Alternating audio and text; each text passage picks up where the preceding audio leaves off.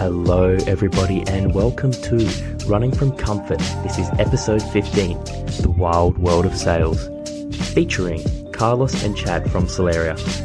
Now Soleria is a sales company that specialises in solar installations, and it's kind of a funny story how I met these two guys. So a few episodes ago, you would have heard me ask my question at the Q&A to Gary Vaynerchuk, and literally, by the time I got back to my seat, I already had a DM from Carlos saying, hey, you have a podcast, I have a cool story, let's have a chat. So we got to chatting and, well, here we are. So look, I hope you guys enjoyed today's show. So here's what I want you to try and take away from this. These two guys, they apply the 10X principle. So if you're familiar at all with Grant Cardone, he has a book called 10X. It's all about 10Xing your goals. And these guys apply his principles to their sales business. And so far, they are doing great. I encourage you to check out their Instagram pages, Carlos Villa Mindset and at Chad Corp, because you get to see, they put on their stories every single day, them going to work. They're showing them training their sales staff. They're showing them getting all pumped up and getting ready to, it's like as if they're going to battle. You know, and the world of sales, it really is wild, it really is crazy. And I know a lot of people maybe have their own opinions or perspectives as to what sales is. You know, a lot of people think it's a big sham, but I'll tell you what, the principles that these guys use in their daily business in order to get sales, you can use in your daily life in order to achieve your goals.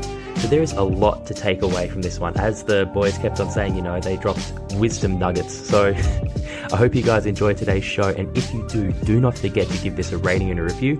Don't forget to follow my Instagram at running_from_comfort. And don't forget to subscribe for future episodes. Now, sit back, relax, and enjoy today's show.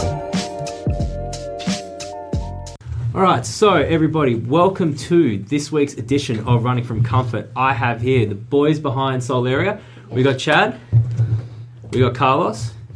How are we doing today, boys? Mate, we're absolutely awesome. I'm really thankful and grateful that you've come, to listen to our story. We're really excited to be, dropping some value bombs and, learning from yourself as well. And hopefully we can give enough value to your listeners. Yeah. And Chad, how are you today? Really good, man, and excited because, GC says proximity is incredibly important, okay? And we actually met at, GC's event with Gary V as well, and you had the opportunity to ask Gary V a question, which was awesome.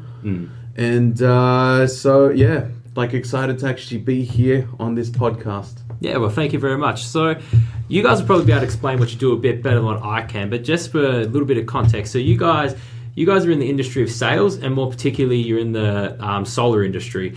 And so what I think is going to be great about today's show is we're going to get to dive a little bit into the wild world of sales. There's some interesting things about the mindset that a successful salesperson has to do, which I'll be interested in learning from both of you guys, as well as a little bit about your backstories as well, because I really think everything that happens in your past essentially builds you up to who you are today. So, learning a bit about what made you to the men you are today. So, if you want to get started, who wants to go first? Who wants to tell them a little bit about themselves and how they got into the sales industry? I'll go first. So basically, how I got into sales. So I was running a international student and holiday maker tax return service from about 2009. I did that for about 2 or 3 years, slugging away, doing the whole hustle thing, trying to build a business, from nothing.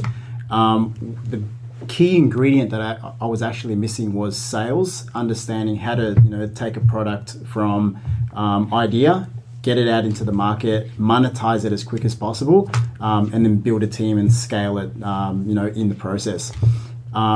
Because I was missing that key ingredient, the actual business wasn't doing too well.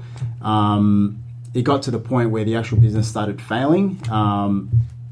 Put my ego aside, and I said, okay, maybe I'm not actually in the right vehicle. Really funny story. I was actually living with one of my mates in an apartment down in South Bank, and we were renting one of the other rooms out to a German backpacker. And he came home one day and he said, hey man, look, I just went to this interview and they told me I could make 6 figures per month. I said, and he goes, oh, look, it's a scam, man. It's a big scam. It's in solar. I said, dude, give me the number. I'm going to call it. I'm going to be there tomorrow morning. I'll tell you if it's a scam or not. So I called the number. I said, hey, look, I know you guys are hiring. Whether or not you want to hire me, I'm going to be there tomorrow. all I need is the address, and I'll be there at this time. I want to meet you guys. So I went there. 2 days later, I was on the road. My first day, I closed 2 deals. In that day, I think I made more than I made in the last, month of, just scraping by, trying to work all these odd jobs to, pay my rent and all that sort of stuff. So from that day on, didn't look back, man. I took the solar industry by the cojones, and I just went full force, man. That's awesome. That's wicked stuff there. So just carrying on from that, before that, did you do anything else? Like, were you studying or?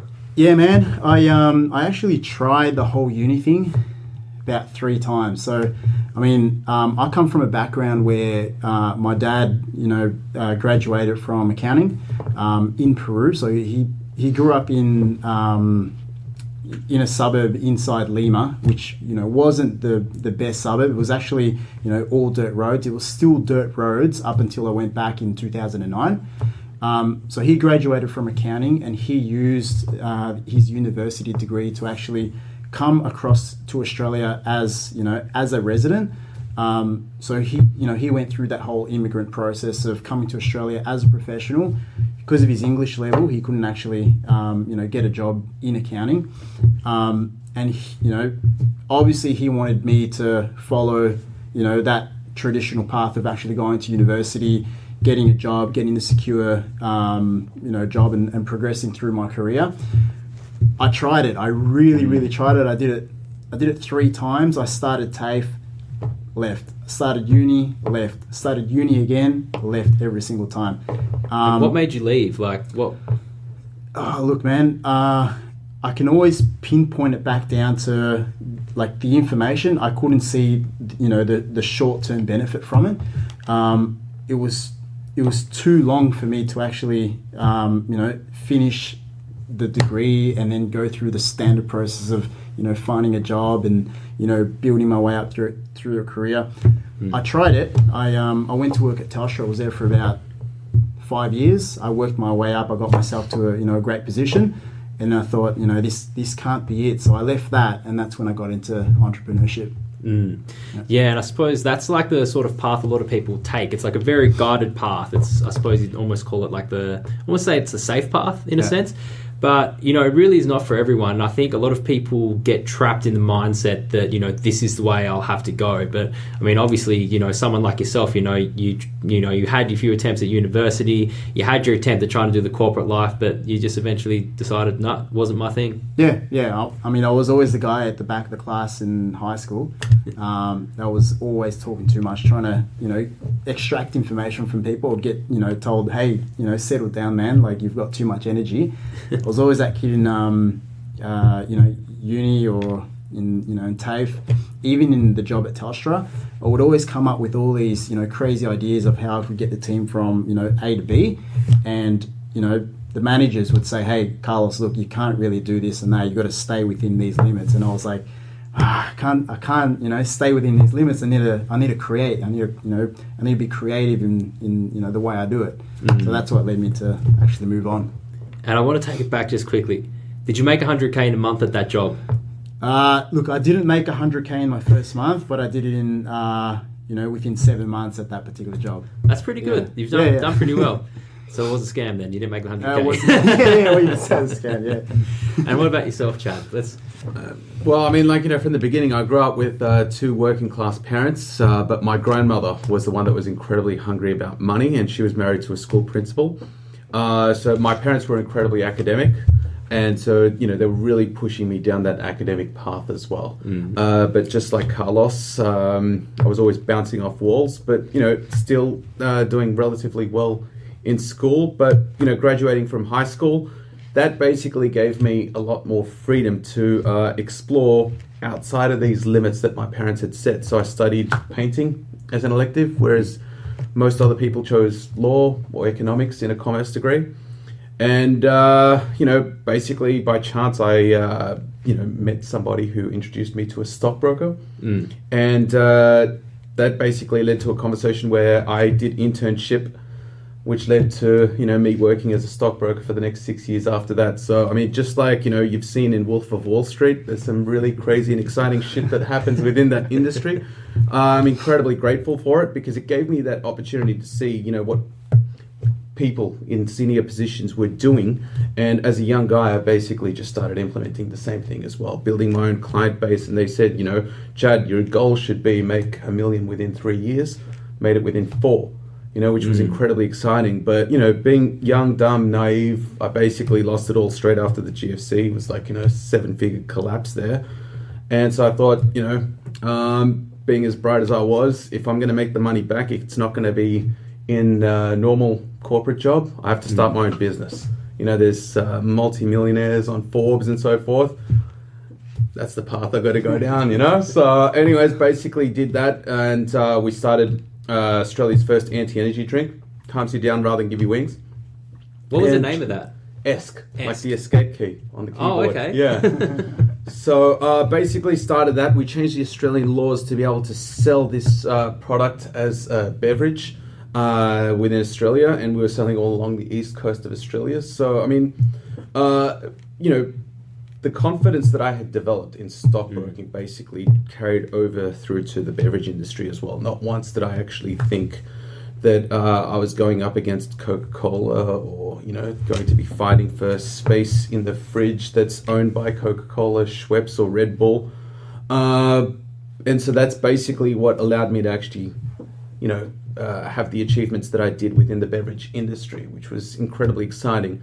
But we didn't get the resales that were necessary for that company. I mean, for that beverage product to actually continue. And I had so many different investors as well within the company. And I mean, they're great, incredibly successful in their own way, but the vision was getting pushed and pulled in many different directions. So eventually that kind of, like that opportunity basically fell through. And so I got into the international education industry where we basically cross paths as well. You know, so it's recruitment for, you know, Australian schools, but not only Australia, we were, you know, enrolling students from Latin America, in Canada, New Zealand, United States, and so forth. Incredibly exciting, very rewarding because my parents are immigrants as well. So I saw my family within some of the, within the students that I was actually working with. So I love helping people. I love seeing their progress as well, which motivated me. But motivated me to a point where, you know, we basically kind of felt like, okay, I'm hitting a ceiling within this industry as well. And so, you know, I mean, like-minded people basically, you know, by chance, Carlos reached out. I was in Colombia at the time. And, you know, I, you know, basically saw, you know, his Instagram stories, his conviction, his dedication. And so I thought, okay, I basically want to be around that, you know. So came down, made the decision, you know, left behind, you know, a girlfriend at the time. Okay. Oh. Yeah. And, you know, to take advantage of this opportunity here, and haven't looked back since. It's been incredibly exciting. Yeah. So, yeah, that's, you know, a little bit about my past. Yeah, that's exciting stuff. And you touched on there, confidence was like one of your most important traits. Would you say that's probably like one of the most important traits in terms of sales, just in general, just confidence? Absolutely. I mean, confidence is key. You know, you don't necessarily need to be right. You just need to be confident in order for people to follow you. I mean, if you look at some of the world leaders right now, Trump being one of them, not the brightest guy, okay, talk shit, and but, you know, people still follow.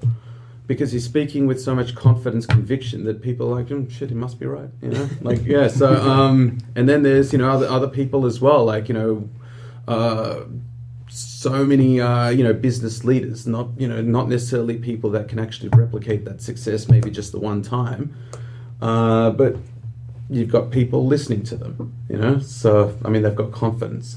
Yeah, I've always had this thing where it's like, you know, a dumb person can succeed as long as they got confidence. That's exactly. I mean, I think confidence gives you that like ability to unlock things that you didn't think were possible. It's the difference between asking the question, you know, asking for the sale and not asking for the sale.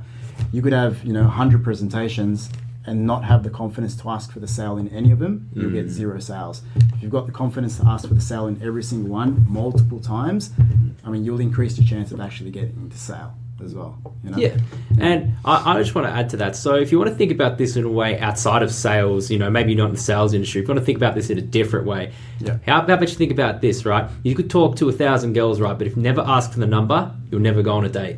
That's right, man. That's it. That's a great analogy. It's a law of numbers. So basically, you just got to get out there and start speaking to as many girls as possible. And that's all my listeners. That's what you have to do from now on. So Soleria, Soleria company you've got here. So talk a little bit about this. What do you guys exactly do here, and what sort of is your vision with this company itself? Yeah. So basically, we've identified an industry that requires massive push to be able to bring, to make a global impact. There's a big, shift in. There's a big shift happening at the moment in control.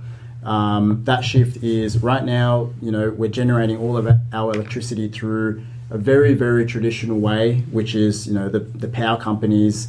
The coal power plants. It's how it's always been done, right? And there's this big revolution happening at the moment where, your homeowner, your taxpayer can literally invest in something that's going to generate electricity for them for the next 25 years. Massive shift in wealth. Yeah. From basically power companies to families. Yeah. Okay, so our mission as a company is by 2023, we want to help 50,000 Aussie families save $10 billion in their power bills. Okay, wow. Yeah. Okay, that's a big goal. goal. It's a big mission, and our vision is basically to be that catalyst as well, in generating that shift in wealth, from basically power companies, which are outdated, and obviously causing a lot of shit in the, in the environment, to basically, empowering families, to start saving. Yeah. Yeah. That's great. And doing great for the environment as well in the meantime. Yeah. That's awesome stuff. So you got not just sort of the business goal, but also, you're adding value back to the world just in the work that you're doing, which is... Absolutely, man. It's a great job there, guys. It gives that extra oomph in what you do, we've basically got a saying in, our sales training as well, the final 20%. So basically, that final 20% is where you basically got to look real deep within and ask yourself why I'm doing what I'm actually doing to continue pushing forward. And, that additional good that we're doing for the environment is basically one factor in there as well. Yeah.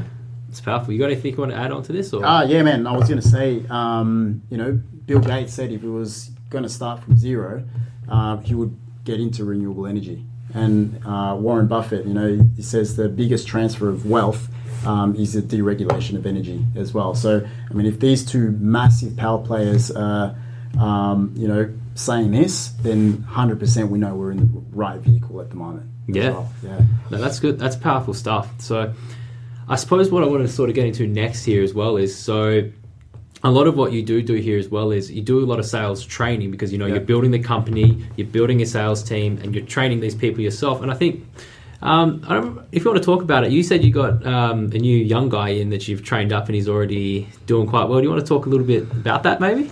Yeah. We've got many young guns now. There's 8 of them. Yeah. You go, man. Myself included. Yeah. No, I'm 36. I'm actually the old one in the company. Probably the oldest, right? Yeah. Oh, fuck, man. Not good. I'm the youngest. Yeah. No, in terms of the young guns, basically, this is what we love about them. They're coming in with the mindset of, I'm open. I want to be a sponge. I want to learn anything and everything and do whatever it takes to achieve a serious outcome, that's going to create some serious awe within the environment, the social circles that they're in. There you go. And they're backing that up with, follow through. They're coming in here, listening and implementing almost immediately. They're erasing that time between listening and implementing. Okay. So, with the young gun that you're actually referring to, T, Shout out to T, man. Shout out to T, absolute solid sales gun. Okay, but yeah, basically, 26K a month for himself. So he's doing well. And how old is he? 19. 19. Yeah. And we've got some other young guns as well doing just as incredible shit as well. So basically, Hope came in the other day. Okay, but we interviewed her. An hour later, she was in the office. probably about 2 hours later. Yeah, I mean, She was actually on her very first phone call. Booked the appointment. And booked the appointment. And now she's talking about, I don't actually see university as the path for me to actually get to where I need to be or where I want to be. I want to immerse myself in an environment, of what's being provided here and just go, all in. Yeah. So it's having that clarity to be able to make that decision.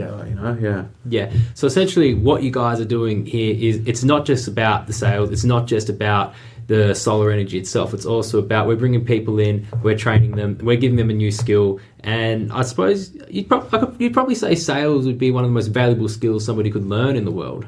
Would you? Absolutely. I mean, everything is sales. So when you're going in for a job interview as well, I mean, you're basically selling yourself, right?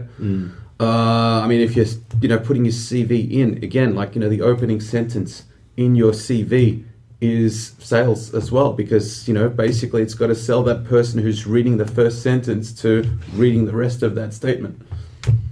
Everything is sales. And once you actually get your head around that, because most people's perception of sales is, I'm a used car salesman. It's not, I don't want to be pushy or anything, be pushy.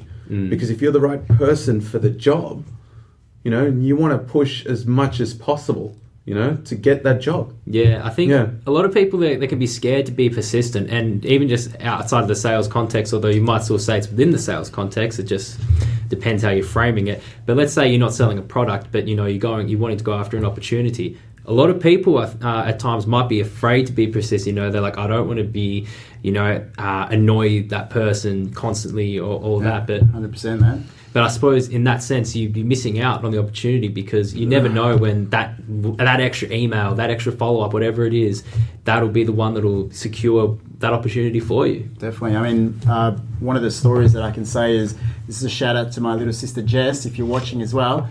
I was at dinner last Saturday and she said, hey, I went to this interview and I felt like the guy shut me down. I said, cool. How many more interviews have you got?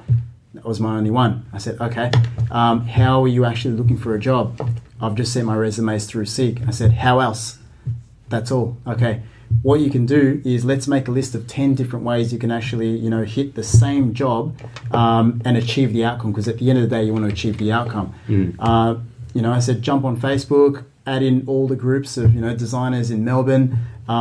Look for people looking for to hire people inside design. Add them on Facebook, hit them up through Messenger, send them some videos, find out where the address is, send some letters, hit them from all angles. Because sales doesn't necessarily have to be just a phone call and making following a script. It's basically getting your message. It's like GC says, sell or be sold. It's either you sell your idea to someone else or that person sells their idea to you. Yeah, you know what I mean? And everything you just described there, generating leads essentially. Yeah. And once again, you're talking about just for finding a job. I think a lot of people neglect a lot of these different things you can do to try and put yourself in front of the people that you want to be put in front of. Oh man, 100%. Oh, completely neglected. I mean, they spend 5 years studying a university degree and spending thousands and thousands of dollars, and they won't even see that as a selling point. It's just like a couple of lines in their CV. It's like, hey, look, I studied at this unit. Sell it. Watch the infomercial and sell it like that in front of the interviewer. Yeah.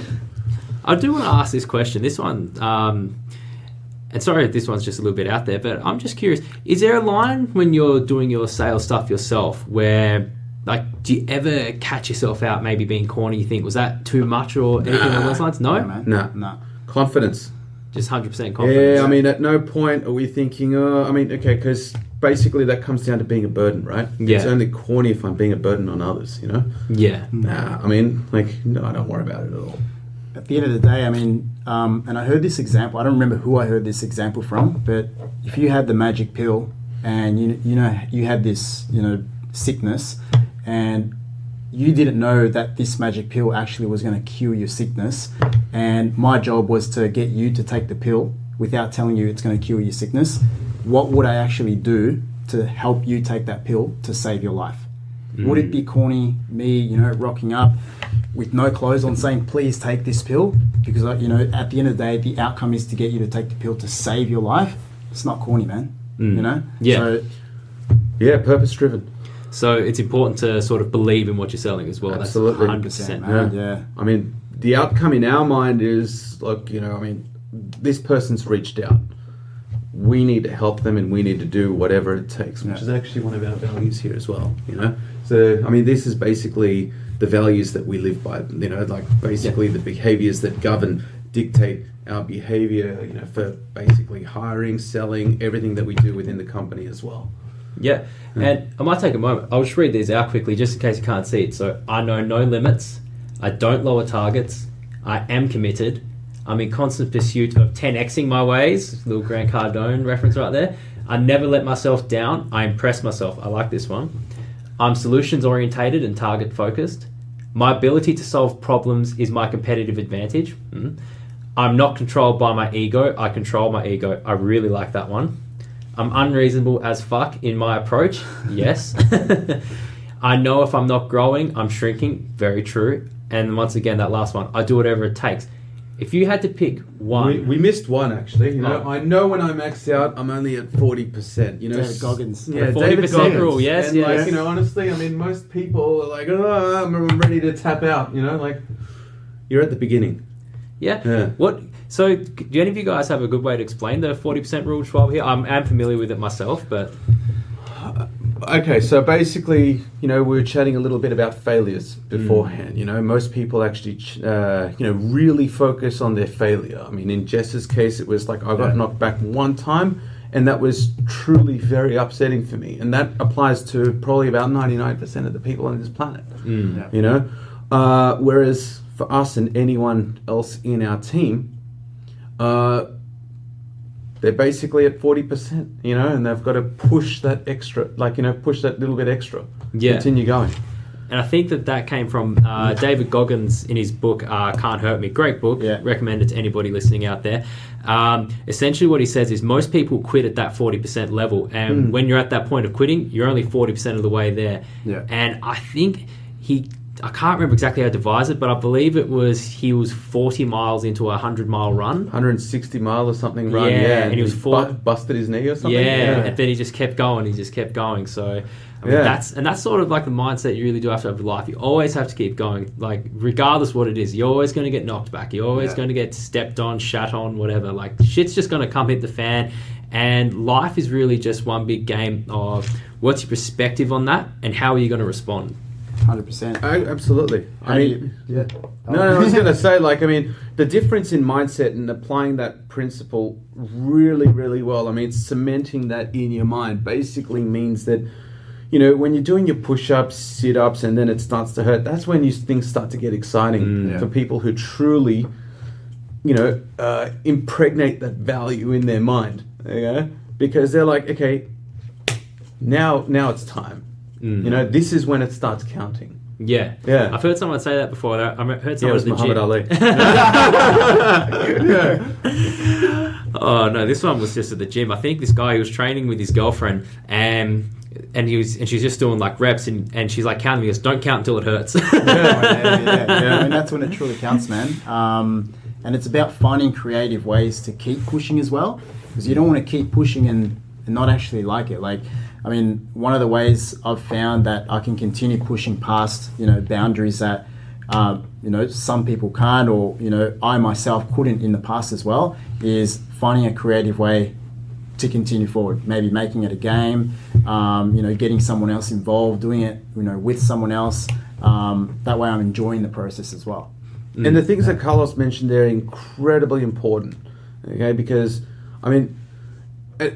if you're ready to tap out and it's incredibly boring, that motivation to continue is going to wane, and eventually you'll stop. So it's, being creative, but ultimately it's really working on your work. It's identifying, okay, look, this particular angle is boring, this particular angle is boring, okay? But for example, when you're training with a partner, okay, that's actually exciting. Wow. Like, that's actually allowing me to go that little bit further. And then what else? So you're constantly working on your work to eventually find that way to basically, push on much harder than you ever thought was going to be possible. So a couple of things you touched on there. So what you were just saying before, like, finding the way that you'll enjoy it. Like, I'm training with a partner now. This is interesting. Something that comes to my mind is, how important is it the people you surround yourself with? I mean, it's incredibly important. Okay, because you're a product of the environment that you're in. So if everybody around you makes it normal to be, to think like you're a burden on others, then you're going to think, oh shit, maybe I'm, like walking on eggshells here because it's going to, like disrupt others. But if you've got guys like this guy, it's like, fuck it, who cares? And we had you develop that attitude as well. You're like, oh, we had a competition in the office the other day. Who's the biggest freak? Lunatics, man. I'm like, Chad, you're a lunatic. No, man, I'm a lunatic. No, I'm more of a lunatic. Man, who can scream louder? That's the type of environment that we want to create, where people can, completely let loose creatively and create that safe space where, man, if you want to be a lunatic, And does that make work a bit more fun? Actually, most people feel like, when we're interviewing people or something, or, we're meeting people for the very first time, our intention is to actually just break that whole facade, shatter it. How do you do that? Create that safe space where they can actually feel comfortable enough to talk about shit. You know? So I've just walked into interview with you guys. All right, I'm a little bit nervous. I'm thinking, shit, am I going to get this job? And I sit down. How do you break the ice? With if you were to apply for a job here, I'll give the example of Hope. Okay, so basically, I was actually hard on her in the beginning, just firing away question after question. Okay, so what's the outcome? What are you actually looking for? Why do you want to quit university? And I was basically seeing exactly how she would respond. I then asked her, how do you actually feel about this conversation? And she said, a little anxious.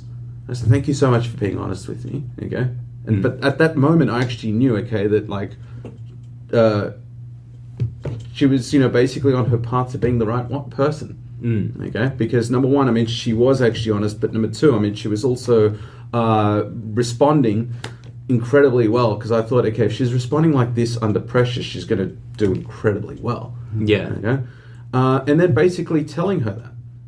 Okay? And then, by telling her that, and then she felt it, and then start, speaking to her, tell me a little bit about your story. Okay. And, all of that actually happened, some of it happened over the phone, okay, but I was still tough on the phone. But then I sent, a GIF of Braveheart, and I said, make sure you're wearing, your game face when you get here, okay? Just creating that, intimidating atmosphere. But then once she was actually in front of us, basically smiling, making her feel like, okay, this is the safe space, feel free to open up. And then she did, And it's listing. Some other things as well. How would you relate it? Because we've had some other team members open up as well. Yeah, in first chats. Yeah, one of the things that we try to do from the very, very first moment that we meet someone new is we start showing them our company values. So, for example, one of the things that we believe in here at Soleria is collapsing time from the moment that you have an idea to the moment you take action to the moment that you monetize. Throughout the conversation that Chad just said, we're able to identify, okay, either this person's the right person or they're not the right person. At the end of the day, it's still a big guess at the very beginning, so we hire fast. If we like the person, man, we hire them right there on the spot.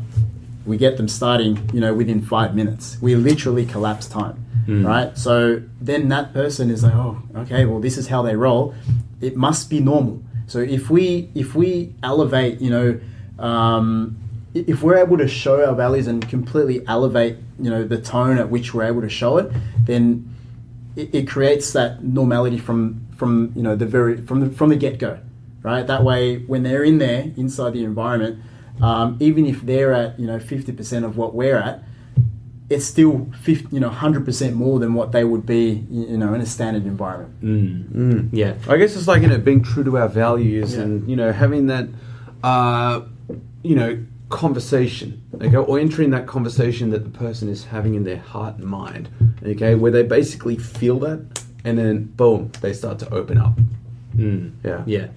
No, and then really so what you're saying there, so within 5 minutes of the interview, you got people out on the floor. Yeah, man. And then Yeah. you're saying that's kind of, you're getting them ready for that mindset into where you're trying to go from presenting the information to the close, or trying to get I'm trying to think of the term you use. You're trying to monetize it as quickly as possible. So very early on, you're really trying to shape that mindset. Yeah. Yeah. For example. Oh, it's putting it on steroids. Yeah, man. Like, for example, let's say we were in an interview and I said, hey, look, I like you, but I need to have a think about, whether or not I want to hire you. A day goes past, you don't hear from me. 2 days goes past, you don't hear from me. 3 days goes past, you don't hear from me. And then I give you a call and say, hey, look, I've had a bit of a think. I've got some more questions, blah, blah, blah.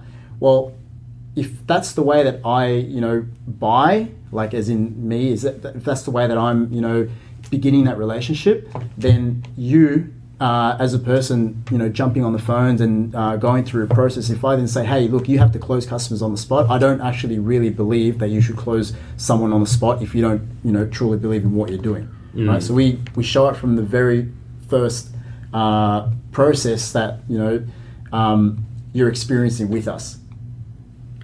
The words are actually aligned, with the actions that we're taking. Yeah. So you're walking the walk as you talk the talk. Yeah. I realised I should have said talk the talk and walk the walk, but then I was like, But we agreed anyway. You just got to be agreeable in sales, Yeah.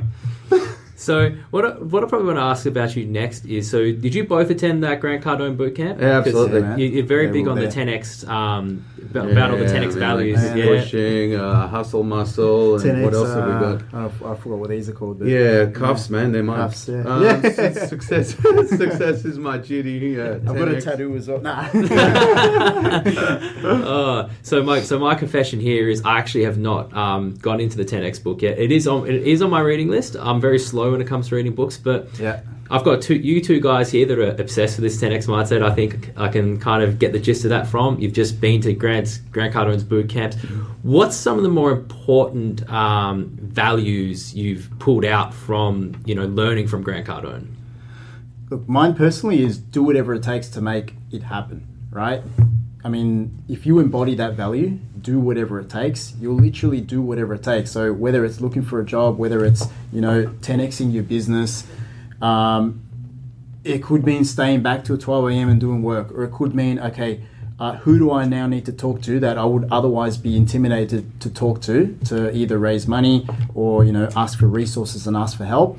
If I didn't have that whatever it takes mindset, I would be thinking about, okay, how am I going to do it, and be planning it out before actually, adding time to actually making it happen. Whereas from the moment that I think the whatever it takes message was the first message I got from Grant, and when I started applying it, man, I started seeing things happen really fast. And I started getting, a lot more into his content as well. Yeah, and were you just sort of in the process then of when you think about that, just taking more action? Is that basically... Yeah, massive action, man, to the point where, and I think I may have told you on the phone, when I first got that sales job in solar, man, I had no money, bro. Like, literally, I was like down to the last dollar. I needed a car to go out to the appointments. So what I did was, with the whatever it takes mindset, I made a proposal. I went up to my parents and I said, hey guys, look, I need $2,000. I'm going to use that $2,000 to rent a car, and I'm going to pay it back to you with interest over this amount of time. I could have clouded my... I could have not done that because of my ego and said, look, I'm not going to ask my parents for help. Chucked my ego away and I said, look, I need to do whatever it takes to actually get the car so I can get to the appointments, so I can close the deal, so I can help a family, so I can get paid. Did you make the sale? I made 2 sales on the first day, dude. Like, but he sold his parents as well. Yeah, Three sold my sales. parents as well, man. Yeah, that's Closed. 3 sales. Yeah, Closed. Yeah, there you go.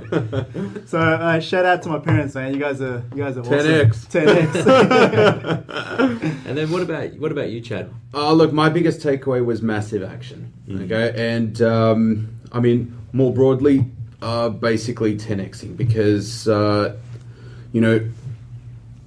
I basically went through a bit of a lull, okay, like, with, the business that I was actually in, the vehicle that I was in. And so I thought, oh man, what do I actually need in my life, okay, that, gives me that excitement that I actually need, to keep the blood flowing at, like, a record pace. And it was basically 10x. So, I mean, with the right partner and the right, vehicle. I mean, this basically gave me that opportunity. It was massive action. Yeah. In fact, I mean, I went to the 10X. Tell me about the massive action you did coming from Colombia to Australia. Yeah. I mean, so that decision was basically made within an incredibly short period of time, as I mentioned a little earlier. Like, left a girlfriend behind as well. Okay, Yeah. but it was that the right choice? Yeah. I mean, I would say yes, it is. So. Maybe she's watching as well. Sorry, I'm not here to offend you. No, it was actually the right decision. If you're watching, hey, how you doing? Hope you're doing well. Hope you're doing well. Yeah, so basically, I mean, it was making that decision within a short period of time. So like from the moment the idea was actually presented to me to making that decision to get on a plane and get started was like within the space of a week. So I mean, it was actually a day after I landed or so that I basically got on the road and started, selling. Okay, so I mean, yeah, that in itself was actually a big decision. I had my I was focused. Yeah, and it was this year that I thought, okay, well, what's actually missing? Because the sales with the dedication actually came in, and but the one ingredient that was actually missing. Was 10X, and so I decided just book my ticket and go to 10X GrowthCon 3 with Carlos. Yeah. I mean, I booked it within a week. Yeah. And I said, Chad, hey man, I'm going to the 10X GrowthCon. He's like, I'm coming too, man. I'm like, shit, let's go.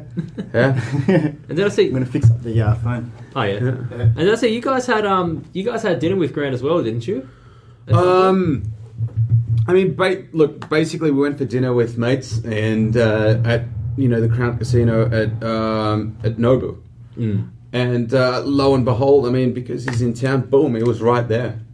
So just went over to GC and said, "G'day."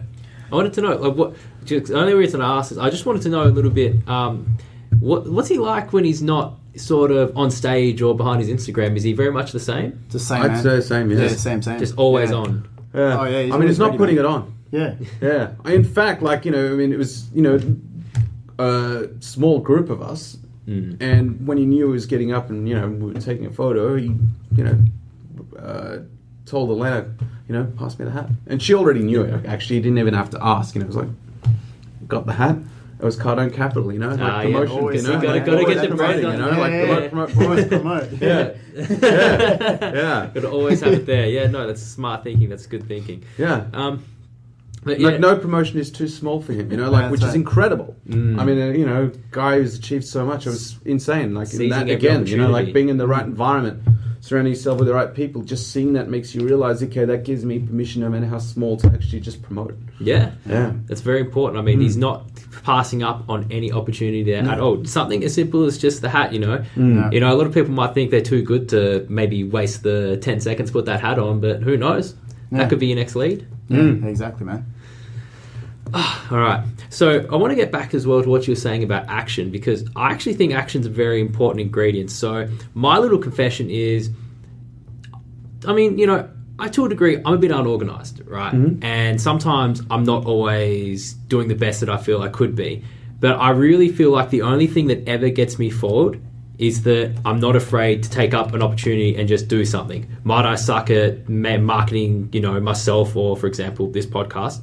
A little bit, to a degree. I'll get better, I'll learn over time. But it's taking the action and actually doing things that's actually getting me places, moving me forward, eventually getting me more listeners. And I feel like in life, I don't know if you always be able to get by just by taking action, but I feel like you can really learn a lot that you need to learn just from doing that. Yeah, look, absolutely. I mean, you were a little self-deprecating there, okay? But just to, let everyone know, I mean, you were basically in an audience speaking to Gary Vee, asking a question and asking him to be part of this podcast, which is huge. How many other people have done that? A year's time, he will be on. I guarantee this. Look, I got his word. Yeah. But, I mean, I guess with what you were saying, take action, and potentially, being hard on yourself is that the key to actually continuing to actually push forward. Because you're like, hey, I've always got more, Well, you're at 40%. Yeah. Yeah. Yeah, and like and I suppose the point I was saying was I wasn't trying to self-deprecate, but I think I was just trying to be real in the sense that it's like, I do know that I probably tap out at 40% fairly often, but I'm sort of content with that. In terms of my own mindset, while I mean, if you're content with it, that's where you're going to stay, bro. Yeah, not content to a degree, but like I suppose, how do I say it? Like I'm happy with myself, and as long as I'm happy with myself, and that I know that I'm going somewhere, then that's actions. That's enough for me. In a sense, like I know I tried for a little bit to try and turn myself into like this super productive person, and I made leaps in terms of how I was and how much stuff I was getting done, but I very quickly was like, okay, maybe this is too much. Let's scale it back just a little bit. Let me find, and I'm still in the mix of finding the balance. I'm still learning, and I suppose I only sort of highlight that to say to people out there, like, you can go out there, you can be a high achiever, but I suppose not everybody needs to put that pressure on themselves either. You can learn to sort of be happy, but I suppose don't find yourself, if I was just to draw this back a bit, don't find yourself in a point where you're in a rut. When you're in a rut, that's a bad place to be. I think you always need to be growing somewhere, some aspect of life. I think, sorry, keep going. Sorry, no, you go.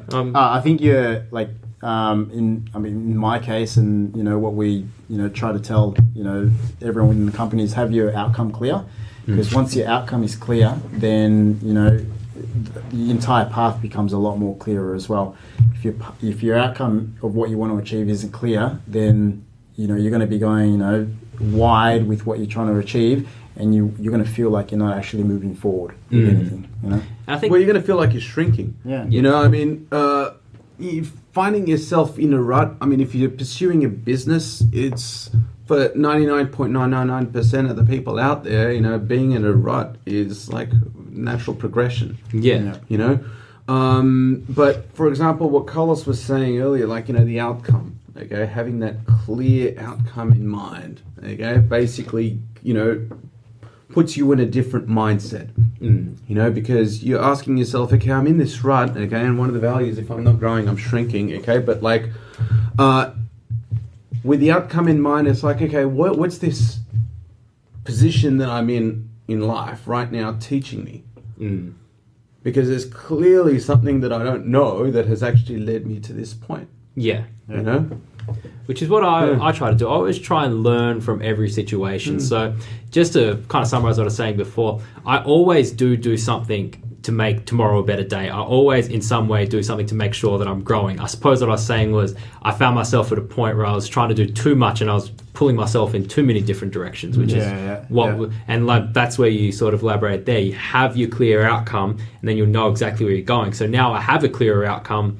I'm not in the biggest rush in the world, but I'll always be doing something to get there. 100%, man. And once you have that clear outcome, man, then you're doing literally whatever it takes to actually get there. Yeah.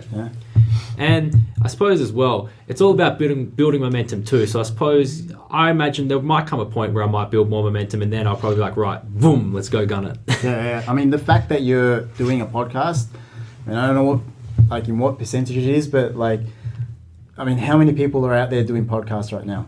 Who knows? But you're here doing it right now. You know what I mean? And it's 8 p.m. right now in Australia.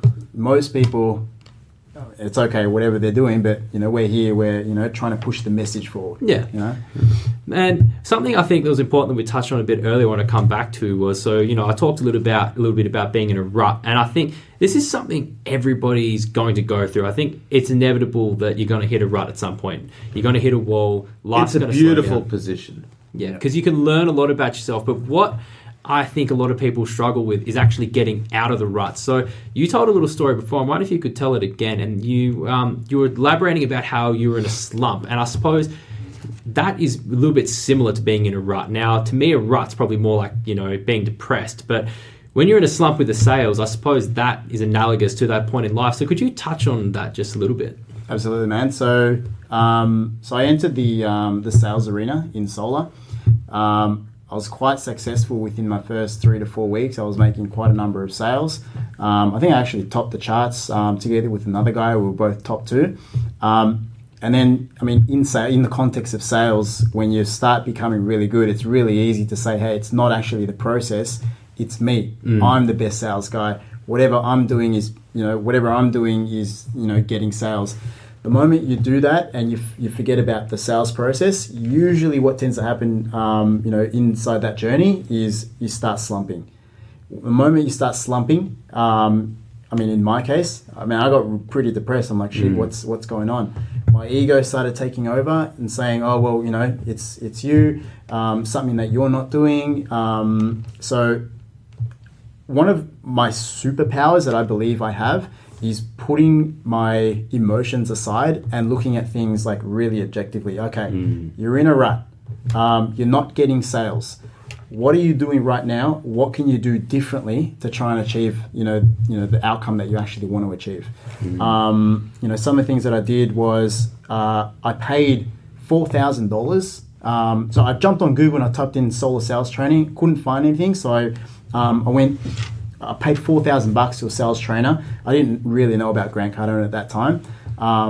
Paid $4,000, got trained up, helped me a little bit. I started surrounding myself with other people, within the sales arena as well, talking to people, asking questions, and then all of a sudden focusing back on the process and taking myself out of the rut. So it's basically like looking at it objectively, and then being creative on, what else can you do to push forward as well.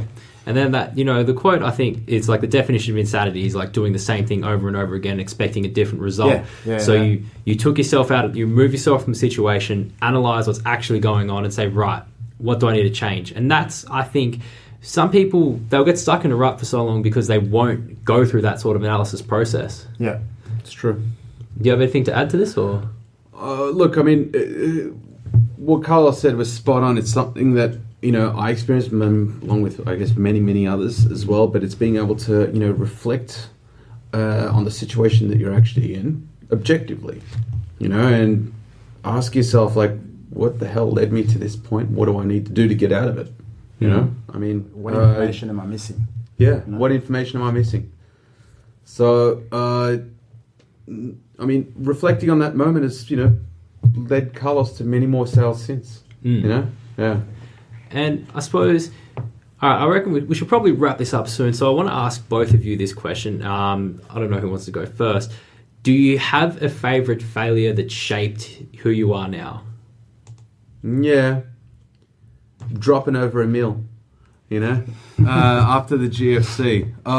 As painful as it was, because I went from being a high-flying stockbroker to picking up glasses in a nightclub. Not that there's anything wrong with that, but it was just like a big shock to the system. I'd say that was my favorite failure, because 1 minute you're incredibly cocky, you think that you've got the Midas touch, okay, and then the next you're basically put in a position where you're like, shit, I gotta leave. I got to basically, just remove myself from all distractions, find out who I truly am. What do I actually really, really want for myself? What are the things that I actually really enjoy? What's most important? So you basically, I went through this journey, okay, and I'm incredibly happy with, where I am and who I am right now as a result. I think maybe I could have been just as happy now, had the GFC not actually happened. I got no idea, but I'm just I'm at peace with it. I'm cool and I'm incredibly happy. So that would be my favorite failure. But when that first happened, how did that hit you? Oh man, like a ton of bricks. Okay, like a ton of bricks. You get this sinking feeling in your stomach, which is hard to describe unless you've obviously experienced losing a whole bunch of money. Okay. See, I think I've lost a couple $100, so and it just does not feel real. It does not feel real. So I remember at the time I was staring at this screen, okay, and it was just a bunch of characters that I was actually looking at, and very, very slowly in my mind I was actually going through this calculation of 100, 200, 400, 700, 800, fuck, yeah. Crazy, man. Yeah. and what was sort of your mindset as part of the comeback, on your way back up? What really drove you, would you say? to being able to take action immediately after that. Yeah. I mean, I guess like initially it was confidence because I still carried that mindset of I know it. And did you lose a lot of confidence when the crash happened as well, or not immediately afterwards? No. I mean, okay, so slightly until an opportunity presented itself, but like in my mind, you know, it's like, okay, well, I mean, I know that an opportunity is going to present itself, and I'm going to get out of this very soon. And then it was after that, like, you know, basically I sank to, you know, new lows, and then new lows again after that, you know, because the beverage business basically collapsed. You know, so then, you know, sunk to newer lows after that. Yeah. but you just kept the confidence and then you slowly crawl your way back up? Yeah, I mean, one thing that, I mean, this was all part of self-discovery, which was, you know, like, I thought, okay, maybe I'm actually not cut out for, like, you know, the entrepreneurial life. And so then I worked a normal job, and Jesus, that was so bad. That was actually torture. That was worse than losing $1 million. You know what I mean? Like, it was just like, I was in there, and thank God I despised it. Okay, because I mean, Fridays was exciting but depressing because I knew the weekends were only 2 days. Shout out to everybody working normal jobs out there, myself included. No, I don't mind working 7 days, but it was just like, it was so bad. Like for me, I don't know, I couldn't breathe. And so at that moment, I thought, okay, I'm grateful for this opportunity because it made me realize how much I hate it. You know, so I was like, okay, I've got to go back and I actually need to make it work now. Yeah. You know? Yeah. You had that hunger there too. Yeah, exactly. Very powerful. Yeah. What about you, Carlos? What's a favourite failure? Yeah, man. I mean, my favourite failure, I lost about $50,000, borrowed a whole bunch of money from my parents and the banks to launch this, you know, $1 billion unicorn idea, startup idea that I thought was going to make billions and billions of dollars. It was a mobile app that was going to do tax returns from your mobile phone, from your like iPhone. So, you know, I spent, you know, months and months building this app out, you know, focusing on all this, you know, BS. Right? I don't know if I should swear on the podcast. No, it's all right. We've already had a few. Go all for it. this It's explicit on iTunes. It's all right. Oh, awesome. You know, I was focusing on all the bullshit. Design of the app, the UE or the IE or whatever you call it.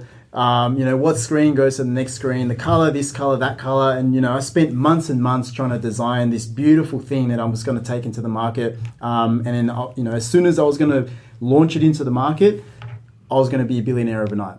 I mean, my ego drove me to the point where I thought, okay, I've built something incredible. I hadn't tested it at all. I took it to the market, and I think I sold one tax return. One tax return, right? And then a $50,000 tax $50,000 tax return. More plus interest. And just before you continue, how did that feel at the time? Just look, it wasn't as sudden as losing $1 million overnight, but you invest a lot of time into this as well. I invested a lot of time into it. I launched it late. Like I was supposed to launch it on the 1st of July. I think I launched it on the 20th of July.